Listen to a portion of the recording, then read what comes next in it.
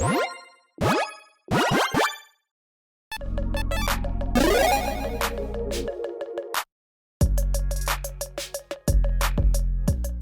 everyone, Mitch coming in for the Commander Score Studio. Welcome to the show. So on today's episode, get ready for a quick alliteration. We've got the best beginner budget commanders for the most popular strategies out there. I mean, I guess the first three words were an alliteration, but after that it stopped, but still a mouthful regardless. If you are a beginner Magic player, a beginner commander player, or a beginner budget player, and you're looking to jump into this, well, I've got the commanders for you no matter what your most popular strategy is.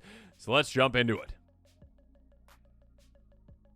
First up, we've got for artifacts, the most popular strategy out there apparently, the most popular strategy, archetype, theme, whatever you want to call it. We've got Graz, Unstoppable, Juggernaut. Now, when it comes to a commander that you might want to select for a beginner player, this is kind of an important part of the piece. You want to determine what kind of a commander can actually fulfill the role that might help a beginner player out in a crucial format, a crucial way that you want to utilize that deck. And essentially one of those ways is saying, hey, this commander can actually be a finisher for you, and this commander can definitely do that. Graz, a 7/5 Juggernaut that costs 8. 8 is a decent amount, but again, having a deck focus on ramp is actually probably a good thing for a beginner player as well, so you can get this out and play all your cards. On top of that, Juggernauts you control attack each combat of Fable. Juggernauts you control can't be blocked by walls. Most importantly, other creatures you control have base power toughness 5/3 and are Juggernauts in addition to other creature types. So this is a commander that can be a finisher in and of itself, being a 7-power creature. Again, it takes 3 shots to actually take out an opponent. That being said, it makes all of your creatures, no matter how tiny they are, into 5/3. So let's just say, for example, you have a 1/1 in play. Now that gets what? +4, +2. That is a massive pump effect. It can help you finish out the game. Yes, it's forcing aggression as well. Again, you have to attack with your creatures, but forcing a beginner player to attack each turn is probably actually a good thing in some ways, instead of like having to go through all those decisions like, oh, I don't know, should I attack? Should I stay back? What should I do? Being able to be like, no, just attack, be aggressive, take players out, can be definitely a good way to kind of jump into the format, especially, again, with this kind of a commander where you can go wide very easily because this commander handles the hard part for you. It handles the part of, yeah, how am I going to hurt my opponents with my little 1/1s? And it's like, oh, no, they're 5/3. So even a card like Spawning Bed can be fantastic. And in a colorless deck, again, a one-color deck, I mean, this is like technically a one-color deck, kind of like colorless, but it's one no-color. You can use a lot of utility lands, an absurd amount of utility lands, which can also help out beginner players too, to fill in some of those gaps. Tap for a colorless, pay 6 tap, sacrifice, put 3 1/1 Eldrazi Scions. You can sacrifice for mana. But yeah, again, normally this is just 3 power across 3 bodies. Now this is 15 power from a land. So yeah, that is pretty absurd, and you can, again, fill the board really quickly in absolutely no time with a lot of creatures that can help you dominate opponents. Next up, Inquisitorial Rosette. That one always trips me up. Equipment for 2, equip 3. Whenever equipped creature attacks, you make a 2/2. What it starts warrior creature with vigilance that's attacking. Then attacking creatures gain menace until end of turn. So this essentially, again, is fantastic because, well, it also makes, you know, vigilant creatures. Vigilant creatures can be great with this commander because you can also keep them back for defense as well. Again, your commander forces attacks, but now you can keep some defensive creatures back too, which is great. That being said as well, Menace helps get your creatures through, which is amazing. And also, again, this is a token generator for you. So again, instead of making 2/2s, it's making 5/3s each time, essentially. So have fun with that. Helps out in a lot of different ways. Mirror Battlesphere. Of course, again, any kind of a go-wide strategy, you're like, okay, the more creature tokens I can make, the better. Mirror Battlesphere is a great one, a 4/7. Again, basically, all the toughness and power doesn't matter because it's all going to be 5/3. So it gets even more powerful, technically. Less toughness, that's okay, though. ETB make 4/1/1 mirror. That's, again, 4 5/3 mirrors, essentially. And now, all of a sudden, you've got 25 power across 5 bodies for just 7 mana.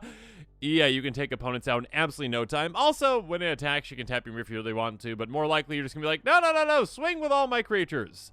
And then, of course, you got Threefold Thunder Hulk, and even better Mirror Battlesphere for this deck, essentially. A 0/0 enters the battlefield, 3 counters on it. It's a 7-cost creature. Enters the battlefield or attacks, create a number of 1/1 colorless gnome artifact creature tokens equal to its power. Pay 2, sacrifice an artifact, get a counter on it. Yeah, you can build up more power if you really want to, but keep in mind, this would normally just start off at 3 power. With this commander, again, it's also a 5/3 base power, so it is 8 power. Essentially, it's like an 8, 8/6? essentially. But yeah, 8 power. So when it ETBs or attacks, if your commander is in play, it's going to be giving you 8 gnomes, which are 1/1s, but then become 5/3s. So that's 40 power every single time this ETBs or attacks. Absurd. So yeah, you can definitely go wide very quickly with a commander like this. Again, being in a 1 color, or I guess I should say no color deck, really helps you out when it comes to a beginner player. You can just focus on, well, ramping to make sure you get this out. You can focus on utilizing utility lands to fill in some of those gaps. You can focus on just going wide, essentially, in a lot of different ways, and then having your commander handle that aggression by being like, yeah, let's be 5/3s. Let's swing out. Let's hurt our opponents. And actually, if I get through a couple times, maybe give double strike to this as well in some ways, you can actually take your opponents out quickly with this commander too. So this is a commander that is very simple, very straightforward, and very, very friendly for budget commanders, for budget beginner commanders, again, because this is a budget card and works really well with budget-friendly cards as well. Moving on to strategy, or archetype, I should say, number 2. The second most popular one, according to EDH Rec, is Treasures right now. In Agnes, the Dragon Slash is an incredible budget-friendly commander for Treasures. A 3/3 Viashino warrior with haste that costs 4 in Jund. Whenever a creature you control haste attacks, create tap treasure token. So, this commander is friendly a couple different ways. Number 1, its mana cost, although it looks a bit scary, is actually a lot more easy to utilize because it gives you options. Again, 1, black or a red, red or a green. So essentially, if you have like 3 red, you can actually just cast this essentially, or kind of any combination of those. But yes, being able to get this out, that is nice. And then also this commander that kind of helps fix your mana for you with those treasures that it's going to be making. And it's going to be making you a lot of treasures. Fix your mana and also ramp for you as well. It's a very straightforward approach. And again, encouraging players that are just getting into Commander to be aggressive can be a very good thing because, yeah, again, trying to make all those decisions like, oh, should I be attacking or not? It's like, hey, you got hasty creatures, swing with them, make treasure tokens. If they get taken out, that's okay. Because you've got cards like, I don't know, Song of Totentads, a source for X and a red, create X 1/1 black rat creature tokens with this creature can't block, creatures you control gain haste all of turn. So basically kind of like a giant treasure generator for you as well. Again, make a ton of tokens that are hasty, swing with them right away, get a lot of value out of that, use that mana for something else even bigger next turn, and again, you can dump a lot of mana into this. It's an absolutely absurdly good card with this kind of a deck, and again, it's definitely not the only one that can make treasure tokens, make hasty tokens as well. Loyal Apprentice is a great one, a repeatable one. 2/1 Human Artificer with haste itself, which is great. Top of that, beginning of combat on your turn, if you control a commander, create a 1/1 color Thopter artifact creature token with flying. Token gains haste until end of turn. So giving it haste right then there says, hey, every single turn we are making additional treasure, which can be huge. We can also have creatures that are hasty that also make us treasures too, like Captain Lannery's Storm. This one's hasty in of itself, which is great. On top of that, when it attacks, you also get a treasure token. And this is a treasure token that comes into play untapped, so you can utilize it right away. On top of that, whenever you're sacrificing treasures, you can pump this a ton, which can be very valuable because it's going to be hard for your opponents to dedicate a good blocker to this, because when they do, you're like, oh, okay, cool, pump it. And if they don't block, you're like, oh, okay, cool, pump it, hit you for a lot. You can also take advantage of your tokens in a lot of different ways, but yeah, Mirkwood Bats, very budget friendly and very easy to take advantage of in a treasure deck as a great finisher for you. A 2/3 bat with flying. Whenever you create or sacrifice a token, each opponent loses 1 life. Basically, every single token you make equals 2 life lost per opponent. That's 6 life lost in total, which is absurd. Make a treasure, crack it, drain your opponents a ton. A great finisher. So again, on top of all that aggression that you're going to have, those hasty creatures, finding ways to get them through, great, but also ways to take advantage of those creatures dying, those tokens going to the graveyard as well. You can take your opponents out in absolutely no time with this. And again, it's a commander that helps you in one of the key crucial aspects of Commander. It helps you with ramp and fixing, I guess I should say as well. So being able to help you, again, as a finisher, being able to help you as a ramp source. Keep in mind with those in helping new players, those can be absolutely huge. So yeah, Agnes the Dragon Slash is a fantastic pick. Again, being very budget friendly itself, just 21 cents for a treasure-based strategy. Next up, how about the third most popular archetype according to EDH Rec? We've got Life Gain. And Life Gain, typically I would say, usually revolves around white decks, but this commander does not. This commander is a Golgari commander, and it focuses on life gain in a different way. And again, like I said, kind of with Graz, this is your finisher component for the deck. A 1/3 Dryad Druid that costs Golgari colors, Dina Soul Steeper. Whenever you gain life, each opponent loses 1 life, pay 1, sacrifice another creature, plus X plus 0 until after X to sacrifice creature's power. The important part here is, again, whenever you're gaining life, for each instance of life gain, you are going to be draining your opponents for 1. So again, this is your finisher. All you need to focus on as that new player is, hey, I need a lot of different ways to gain life throughout the game. Again, again, and again. And when I do that, it punishes my opponents, and that is what I want to do. It's a very easy focus for you to have. And again, being a new player, it's great to have a simple focus and say, if I do this, things will go well. And yeah, there's a lot of ways to take advantage of this. I mean, very simply, Jotty Offshoot. A 0/3 defender plant that costs a single green mana. Get it down early. Whenever a land enters the battlefield under control, you gain 1 life. Just by playing a land, you are actually making things work for your deck. You are making this deck function. You are draining your opponents. And of course, that works even better with budget-friendly lands like, Evolving Wilds. Hey, put it into play, crack it, good fetch land, go get another one. You just drain each opponent for 2 life each. That's 6 life lost in total just for playing and cracking and Evolving Wilds. So yes, there's a lot of ways to take advantage of this, and this is a great repeatable effect again throughout the game. So make sure you're keeping that in mind. Scavenging Ooze. Pay a single green, exile target card from a graveyard. If it was a creature card, get a counter on this, and you gain 1 life. This can become a big threat in and of itself, which is great. And also, this can be graveyard hate as well. It can take away from, if you're playing against a reanimation deck or a self-mill deck, it can take away some of their cards that they need. And also, it is a repeatable way to gain life. So every single time you do that, you're going to be draining your opponents as well. So this kind of utility creature can really help budget beginner players out learn kind of some of the important things of Commander without being like, oh yeah, you should make sure you include some graveyard hate in your deck. It's like, okay, having that kind of as a side piece of the card, a side kind of benefit to the card essentially, and saying, you know what? We have that graveyard hate, but it's on a card that does what this deck wants to do. It is part of the function of the deck. In that way, it's not like a forced piece into the deck. It is actually a piece that works with what your commander wants to do to finish the game out. Next up, Witherbloom Apprentice. A 2/2 human druid for 2 mana. Whenever you cast or copy an in-source spell, each opponent loses 1 life, you gain 1 life. This is another way to drain your opponents. It's another instance of life drain, essentially. And on top of that, again, it life gains as well. Because when you do that, again, you cast a single instant or sorcery, each opponent loses 1 life, you gain 1 life, your commander triggers, since you gain that life, you drain your opponents again. So instead of it just being 1 life lost to your opponents basically when you're casting those spells, now it's 2. Now you have a different avenue to victory with this kind of a card in play. And of course, we've got like doubling effects on our commander essentially with something like Rotting Blight Priest. A 3/2 vampire cleric. Whenever you gain life, each opponent loses 1 life. This essentially again is another instance of our commander, and there's other ones out there like this too, that says essentially, hey, we're going to speed things up. We're going to make things faster. Again, you need to focus on gaining life, different instances of life gain. You're doing great at that, beginner player. Congratulations. Now, let's just double that up, make it more efficient for you, make it quicker for you, and we can take our opponents out in absolutely no time. We can also take advantage of cards like Falkenrath Noble, or I guess any of the Blood Artist type of cards, but this is the most budget-friendly version of them. A 2/2 Vampire Noble with Flying. Whenever another creature dies, target player loses 1 life, you gain 1 life. So with this, you can actually target players down. This counts any creature getting taken out, not just your own. And again, it's a different instance of life gain each and every single time. So not only whenever a creature dies are you draining 1 player, you're also draining all your opponents. You're draining 1 player 1 for 1. You gain that 1 life, and then you also drain your opponents. So basically, 4 life lost in total every single time any creature dies. And again, your commander fulfills one of those roles too. It is a creature sacrifice outlet.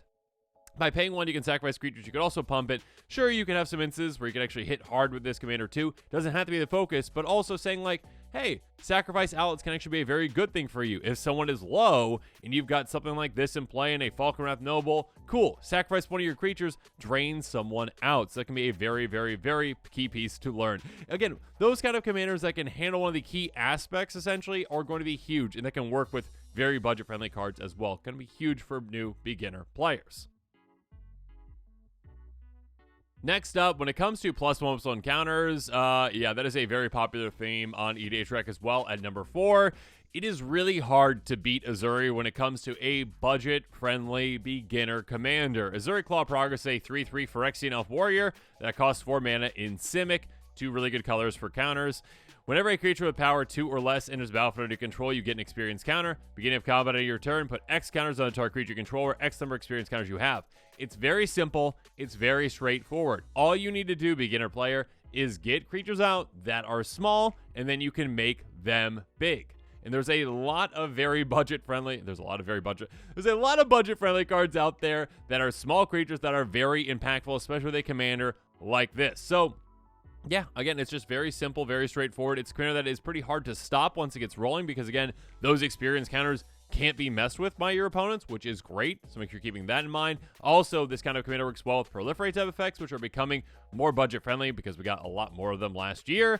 And also, again, when it comes to those, commanders, when it comes to those cards that work really well with this, again, you've got ones that can fulfill some of those different aspects. Again, this commander kind of helps you with that finishing aspect too, but other cards like Champion of Lambholt does as well. Just a 1/1. Again, so if you're just literally a new player and you're like, okay, what works well in this deck? You can just search like, okay, creatures with power 2 or less. Look through those and be like, oh, this seems like it would work well. This seems like it'd be cool. Human Warrior for 3 mana. Creatures with power less than its power can't block creatures you control. Another creature with alpha in your control, you get a counter on this. So again, the more and more creatures you get in play, the larger this gets. Great. This can grow itself, which is nice over time, but also you can just utilize those experience counters with Azuri to be like, yeah, let's just dump a ton of counters onto this and essentially make my entire team unblockable. All that just for a 47-cent card. Next up, Cold-Eyed Selkie, a 1/1 Merfolk Rogue for 3 mana with Island Walk. So if an opposing player is an island, you can swing freely with this. Being able to swing freely as a new player is quite nice. Whenever it deals counter to a player, you may draw that many cards. Very simple, very straightforward, an absurd amount of value to be had. Again, normally this would just be like 1 card a turn. But now with this commander, it's like, oh, okay, cool. I've got 5 experience counters. Awesome. I'll be drawing 6 cards every single turn now instead. Or draw those cards right away with like a Fathom Mage, a 1/1 human wizard with Evolve, so this can grow bigger throughout time if you get some other big creatures out there.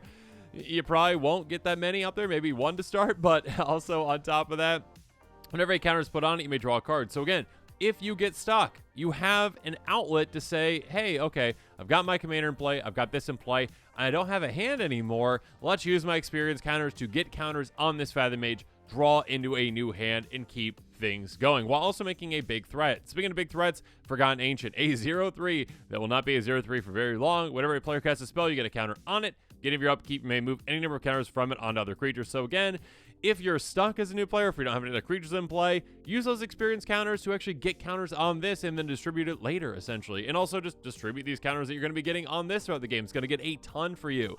You also have other like low to the ground, very simple ways to build up your army in no time. A Master Biomancer, a 2/4 Elf Wizard for 4 mana. Each other creature you control enters battle with a number of additional counters on it equal to Master Biomancer's power and is a mutant and just other types. Basically, hey, you make this big, you make all your other creatures big too. So that's all you need to know. You just essentially get this to be massive with your commander's experience counters, and then all of a sudden all your creatures coming into play are absolutely massive to start off with. So again, a very simple, straightforward approach with this kind of a commander. Again, kind of like a finisher in and of itself, which can be huge for you. Yeah, just a commander that works really well with a lot of different cards. And again, if you just look up, just, hey, okay, creatures with power 2 or less, you're like, oh, that one looks like it'd be good in this. This looks like it'd be good in this. You can use a lot of different utility with those creatures to work well with this commander to fill in a lot of different roles, essentially. Card advantage, win condition, removal. A lot of those things can be handled by creatures that meet this requirement. So you can build a very simple, straightforward deck, and a very simple, straightforward strategy can be very beneficial to a beginner player. Next up, we've got the next most popular strategy, the 5th most, with equipment. And I want to do a bit of a different take on equipment with this one because, yes, Voltron is definitely a way you can go, but that's technically a different theme. And yeah, equipment is kind of part of that in a way, but with this, I want to take it in a different way where if you're a beginner player, focusing on, instead of just like swinging and hitting opponents with a giant creature, which is fun, you can focus on that, but also with a different kind of twist on it with Valdu, Keeper of the Flame. Perhaps actually an even simpler way to go about winning. A 3/2 Human Shaman for 3 mana in red. Beginning of combat your turn for each Ord equipment attached to Valdu, Keeper of the Flame. Create a 3/1 relevant creature token with trample and haste. Exile those tokens begin next end step. So with this commander, again, very budget friendly, just 5 cents in total. This is basically like, hey, attach equipment to me. I mean, auras could be too, but you might want to avoid auras, which is probably easier for beginner players too because of the 2-for-1 kind of approach to auras where you're just gonna, oh no, I lost my commander. Oh, my auras fell off. Oh no. This more so is like your equipment's gonna stay in play even if your commander is dealt with.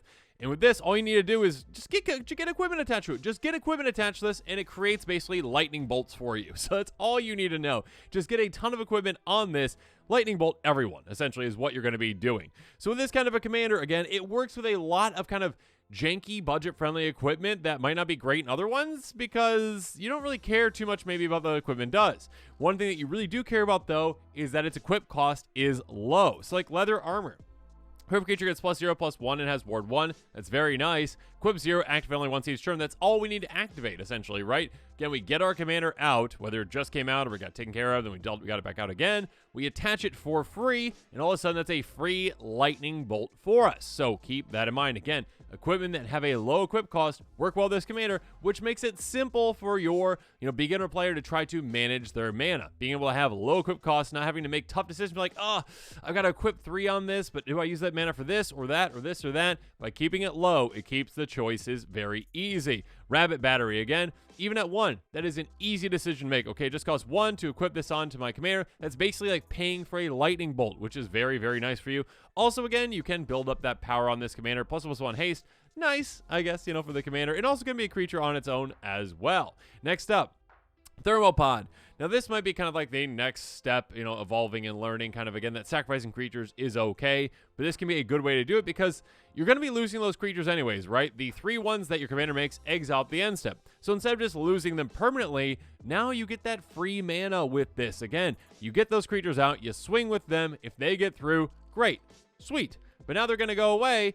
And so you can actually take advantage of that. Again, sacrifice a creature, add red to your mana pool. So you can utilize those creatures that you just made. You can utilize that mana to cast even more equipment, to cast other spells, to equip things, whatever you need to do. Utilize those things that would just be going away and be useless now for mana as well. And of course, you can also make, your creatures even deadlier to take advantage of all those 3 ones you're making, like a Rage Reflection.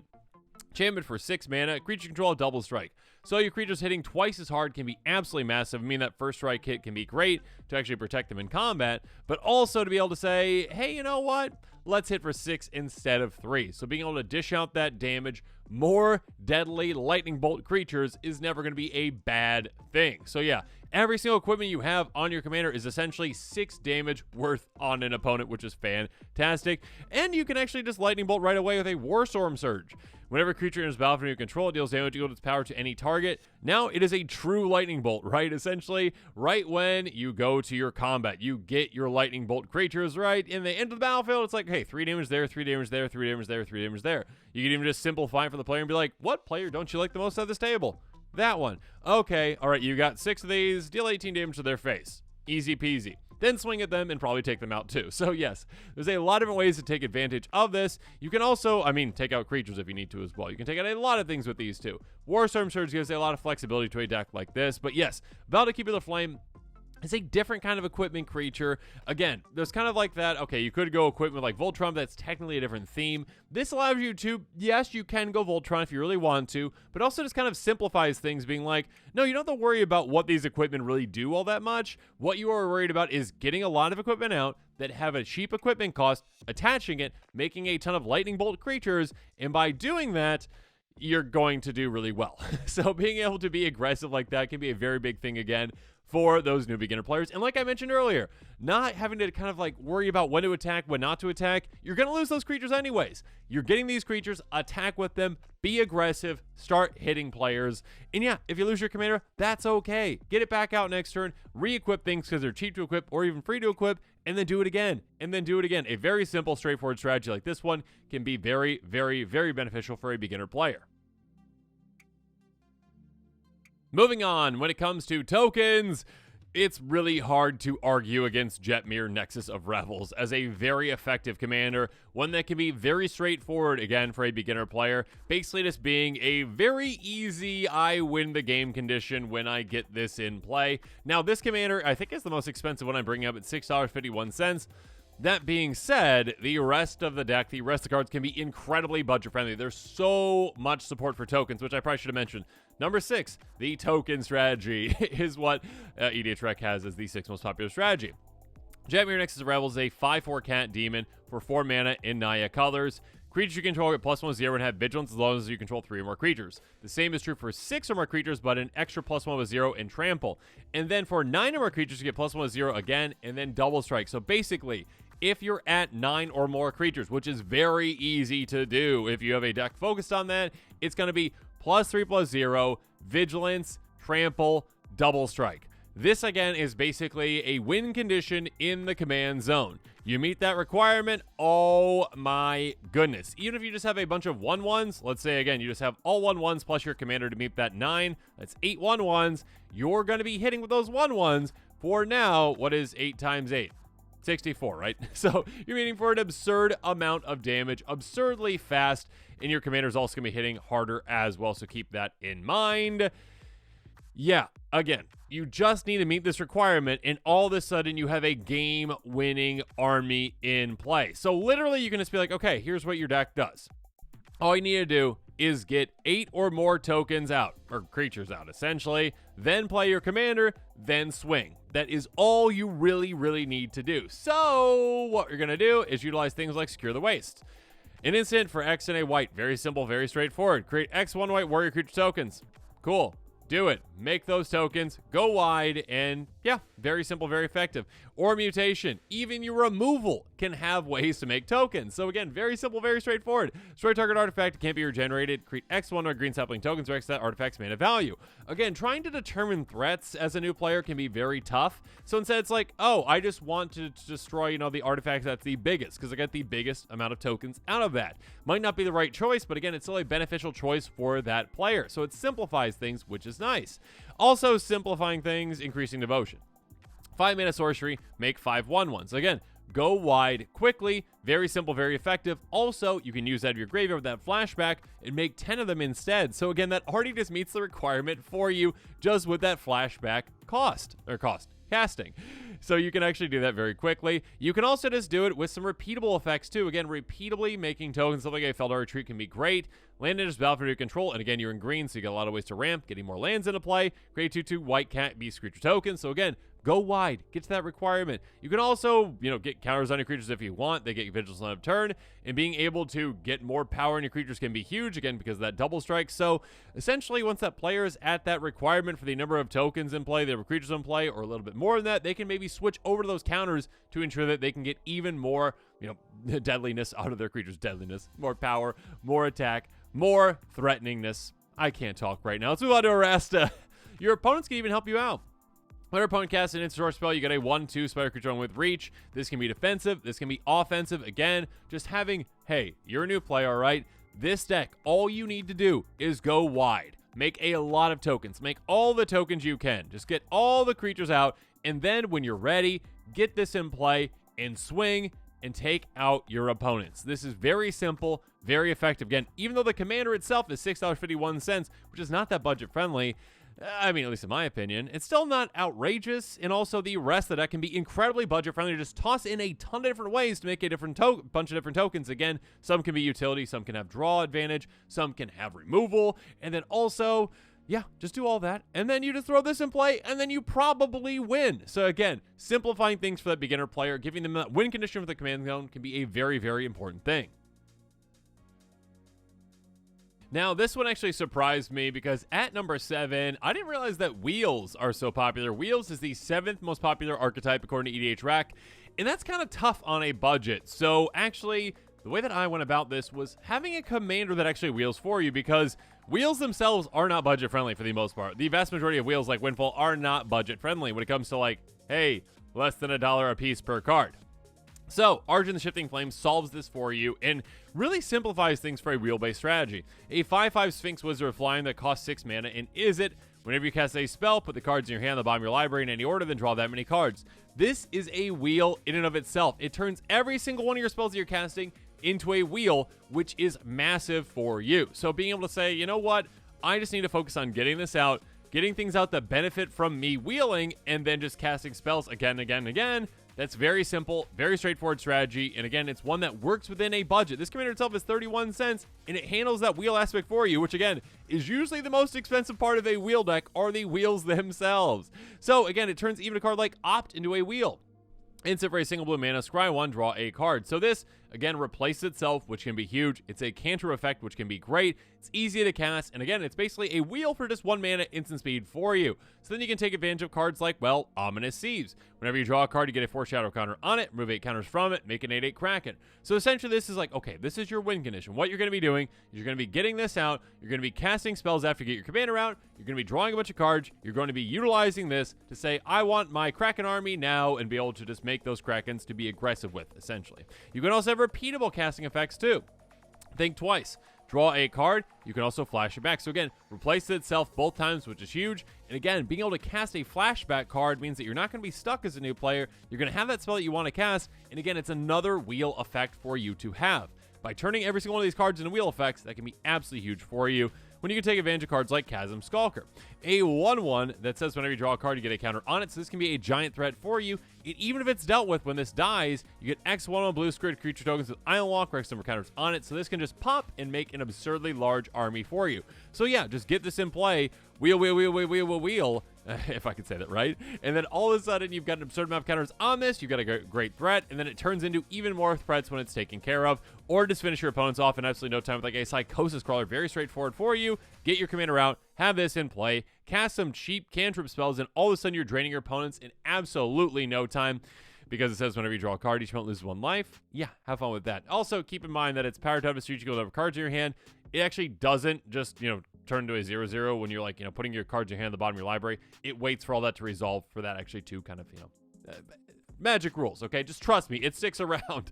Anyways, Argent the Shifting Flame, again, kind of solves the problem with wheels for a beginner budget player where wheels are not budget friendly at all typically. There are very few wheels out there that are that budget friendly. There are some, I should say, but this basically turns, again, every single one of your spells into wheels, which can help you get to those cards. Again, it helps you dig through your deck to get to those cards as well that you need to win the game, like a Psychosis Crawler. Get that in play. Use that simple win condition for you to actually just win the game by casting those simple cantrips again and again and again. It solves a lot of that for you. It's a very good strategy for wheels. Next up, the 8th most popular theme on EDH Rec is Aristocrats, and Aristocrats is an interesting one to go about choosing a commander for when it comes to a beginner budget player. And actually, I chose Sheree Shizo's Caretaker because it kind of solves not a problem with Aristocrats decks, but one that, not a problem, I guess I should say, but an approach. And the approach when it comes to this is simplifying decisions for those beginner players. A 2/2 Spirit for 5 mana in mono black. Whenever a creature with power 1 or less is put in your graveyard from the battlefield, you may return that card to the battlefield at the beginning of the next end step if Sheree Shizo's Caretaker is still on the battlefield. So one of the kind of approaches, one of the kind of decision points that comes to Aristocrat style strategies are when to really take advantage of that value that have in play. When to take advantage of your sacrifice fodder that you've made. Again, those creatures that you have in play, those tokens that you have in play that you want to sacrifice. And Sheree simplifies that by saying every turn. Every turn you are going to be taking advantage of those creatures. You're going to get those creatures in play, and again, it simplifies it kind of like Azuri does where it says power 2 or less. It's like, okay, you want to utilize creatures that are power 1 or less. Utilize them, get them in play, sacrifice them, get them back in play. Utilize them, get them in play, sacrifice them, get them back in play. Just use this loop again, again, and again.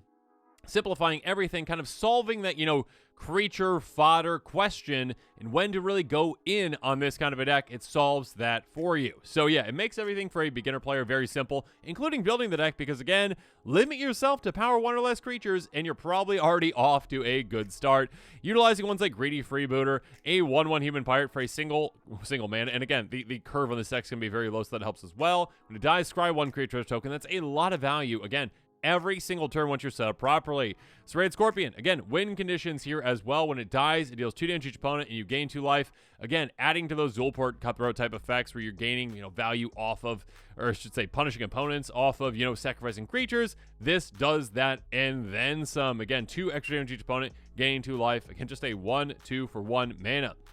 Viserys here. There you go. A 1/1 itself. Also a free sacrifice outlet. sacrifice a creature, scry 1. And again, it takes away the decision point. Your commander does that. You do not have to worry about when do I go in? When do I sacrifice these creatures? Again, every single turn do that because you're going to be getting them back. So sacrifice those creatures, dig down in your deck with this to get to what you need to and get the extra value out of sacrificing those creatures and getting them back into play. Also take advantage of ETBs. Dusk Legion Zealot enters the battlefield, you draw a card to lose 1 life. You got plenty of opportunities to gain life with this commander. Draw a lot of cards with this throughout the game. Bone Shredder, again, these kinds of creatures also can, serve utility. We talked about card advantage. Now we're talking about removal as well. A 1/1 flying and echo for 2 and a black. Doesn't matter if it dies. It's great.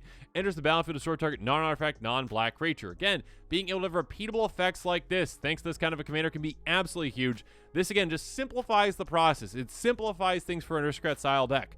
Okay, all you need to do is focus on getting those little 1/1s into play, or, 0 power creatures or whatever they are in play. You get those creatures into play, you get a sacrifice outlet into play, you sacrifice those creatures, you get whatever value they're giving you, they get whatever utility they're giving you, and you do it again and again and again. This simplifies things so much when it comes from a deck building perspective. It simplifies things so much for when it comes to having to decide when to go in with this kind of a deck. It makes things more easy for a new player in aristocrat style strategy. Moving on, when it comes to Spellslinger, it's really hard to argue against Tauren Sky Summoner for a budget-friendly beginner player. A 2/2 Merfolk Wizard for 4 mana in mono blue. Whenever you cast in Sorcerer Spell, create 2/2 Blue Drake, creature with flying. Again, this, one of the approaches can be definitely for a beginner player, like, hey, mono color, keep it simple, just use all islands, you don't have to worry about anything else. Maybe throw some utility lands in there too if you really want to. But basically, again, this commander is a win condition in and of itself, and a pretty effective one at that. All you need to focus on, beginner player, is just cast instant sorceries, which you're going to have a lot in this deck. And when you do that, you make some flyers, and you can swing through those flyers to take out your opponents. Very simple, very effective strategy, and one that can be pretty hard to stop if you're set up properly. Consider a card like Consider. Instant for a single blue, surveil 1, draw a card. So again, this a lot of those little cantrippy spells, again, are basically 1/1, replaces themselves, 1/1. It's a 1 mana spell, replace themselves, and makes 2/2s. There we go, we got their flyers. So it can make some threats for you. Having a lot of these cantrips in play can benefit you a ton. You can benefit yourself further with cards like Favorable Winds. Very simple enchantment for 1 a blue, creature to a flying at ++1. Having an anthem like this can say, okay, my creatures are getting larger. I'm able to do more with less, essentially. Casting spells, and then all of a sudden having an even larger army to be more deadly against my opponents. You can also utilize an enchantment case like this one, Case the Ransack Labs. Instant sorcery spells you cast cost once cast. So that cost reduction can be massive for you. Being able to reduce the cost of your spells can really help you cast more and more spells in a turn. On top of that, you've cast 4 more instant sorcery spells your turn. Again, giving a new player a goal like this can also help too. Being able to say, okay, if I get to that, that's going to be good. Not just because I get more and more of those drakes into play, but also I'm going to be able to, hey, when it's solved, whenever you cast in Sorcerer Spell, draw a card. So this replaces this turns all your cantrips into double cantrips, essentially turns every single one of your spells into a cantrip at the very least, and helps keep your hand full, which can be very important for a new player as well. So this can do a lot of legwork for you. Can also teach new players about cards like Frantic Search. Yes, it may cost 3 mana, draw 2, discard 2, but you get to untap 3 lands, so you get that mana back, essentially, maybe even more, I guess, if you had a a bounce land, which I guess when it comes to, one color, there are bounce lands for that, but you know what I mean. Guild's Commons, that kind of stuff.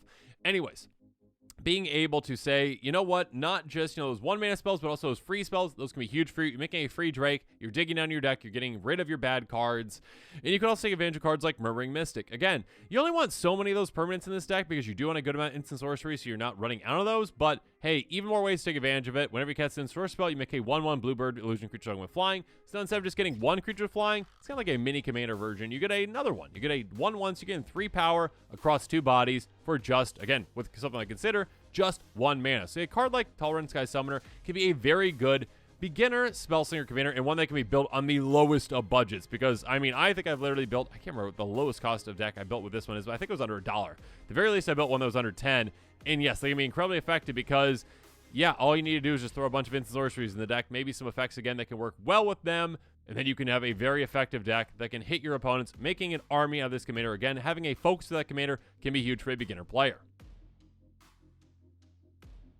And then finally, the 10th most popular archetype, according to EDH Rec, is actually Auras.